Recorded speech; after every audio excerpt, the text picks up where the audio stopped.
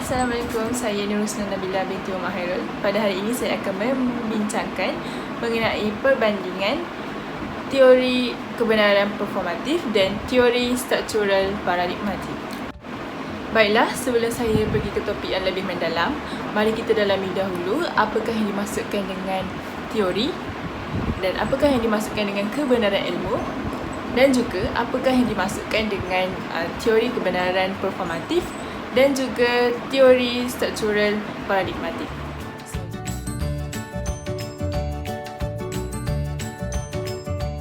Apakah yang dimaksudkan dengan teori? Menurut Dewan Bahasa dan Pustaka 2017, teori adalah pendapat yang bersifat pandangan yang tidak dapat dibuktikan dengan kukuh yang dikemukakan oleh para ilmuwan untuk menerangkan sesuatu perkara, khususnya mengenai kehidupan pada masa prasejarah.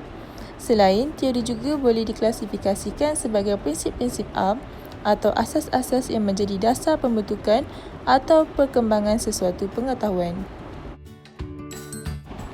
Seterusnya, apakah yang dimaksudkan dengan kebenaran ilmu? Nilai utama dalam kehidupan manusia. Terdapat pelbagai bentuk kebenaran yang terdiri daripada kebenaran relatif dan mutlak, kebenaran ilahi, kebenaran khusus individual dan universal. Antara contoh teori kebenaran ialah teori kebenaran konsistensi, teori keteguhan, teori kebenaran performatif dan teori kebenaran struktural paradigmatik. Seterusnya, apakah yang dimaksudkan dengan teori kebenaran performatif dan struktural paradigmatik?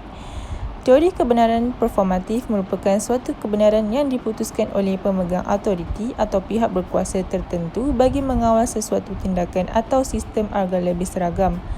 Teori struktural paradigmatik merupakan suatu kebenaran yang berlandaskan kepada paradigma atau perspektif tertentu dan dipegang oleh satu kumpulan ilmuwan yang meyakinkannya dan diterima oleh a priori.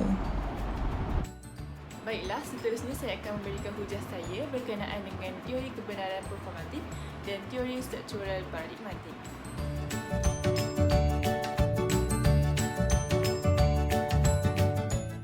Teori kebenaran performatif. Pemegang autoriti performatif ini adalah seperti Perdana Menteri, pemimpin agama, pemimpin adat dan ketua kampung.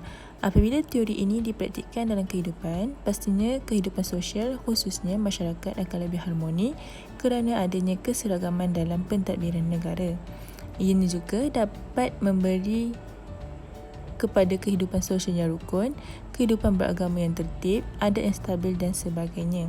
Antara contoh situasi yang memaparkan ciri-ciri teori ini adalah pelaksanaan Perintah Kawalan Pergerakan PKP oleh kerajaan baru-baru ini adalah contoh terdekat dalam mengekang penyebaran COVID-19. Oleh itu, semua masyarakat sama ada warga negara atau bukan warga negara perlu akur dan melaksanakan perintah tersebut kerana perintah berhak mengenakan tindakan ke atas individu yang ingkar. Contoh seterusnya ialah pelaksanaan penetapan 1 Syawal. Antara bukti-bukti teori kebenaran performatif dilaksanakan di negara ini. Ciri-ciri masyarakat yang terlibat dalam teori kebenaran ini kebiasaannya kurang inisiatif, bersikap fanatik dan tidak berfikiran kritis. Teori struktural paradigmatik. Paradigma ialah pandangan a priori yang diutarakan oleh Kuhn dan pandangan a priori menurut Sadar pula ialah worldview atau pandangan dunia. Kebanyakan ahli-ahli sains memiliki paradigma kerana mereka mampu mencapai konsensus atau pembuktian kebenaran ilmu paradigma yang dimiliki. Paradigma ini memaparkan kepelbagaian individu dalam penerapan nilai-nilai bersama untuk mengetahui fungsi-fungsi penting atau utama ilmu pengetahuan. Paradigma juga berfungsi sebagai pandangan yang diterima dalam hukum tidak tertulis.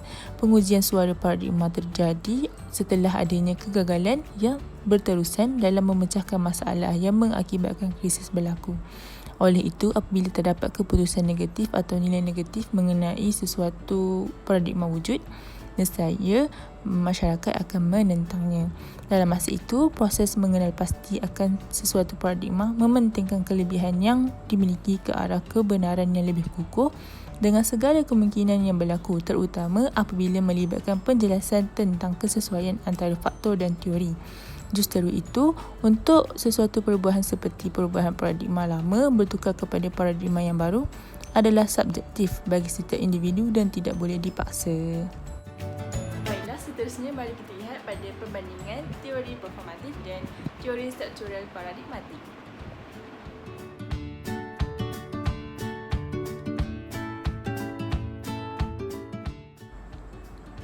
Perbandingan teori kebenaran performatif dan struktural paradigmatik, saya menggunakan 3 bahagian iaitu ciri-ciri, kelebihan dan kelemahan.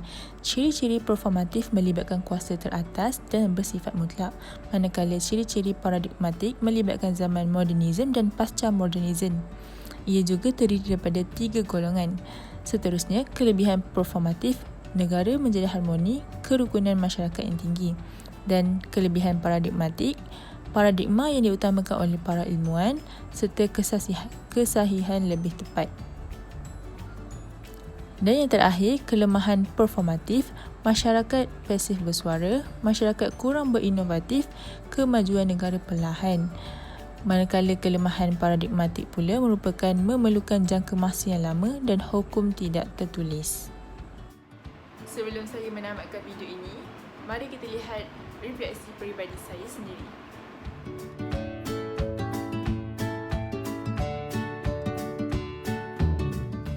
Merujuk kepada perbandingan teori kebenaran performatif dan struktural paradigmatik, setiap teori ini mempunyai kelemahan dan kelebihan tersendiri. Namun, teori kebenaran performatif sangat wajar dilaksanakan di negara selain dapat menjadikan negara lebih harmoni dan dapat membentuk kerukunan masyarakat yang tinggi. Negara juga dapat membendung wabak penyakit bahaya COVID-19. Ini bukan alasan untuk mengendahkan teori struktural paradigmatik, kerana teori ini juga diperlukan bagi memastikan sesuatu hal itu adalah sahih dan tepat. Selain dapat mengetahui perbandingan teori kebenaran performatif dan struktural paradigmatik, saya juga dapat memberi hujah dengan contoh terbaik untuk setiap teori. Dengan ini, dapat saya abdikan dalam diri untuk kegunaan masa kini dan masa hadapan serta menjadi petunjuk kepada saya dalam mengendalikan sesuatu perkara. Akhir sekali, terima kasih saya ucapkan buat pensyarah saya yang bertungkus lumus mengajar dan mencurahkan ilmu kepada saya dan rakan-rakan dalam khusus falsafah ini, iaitu Dr. Sakinah binti Saleh.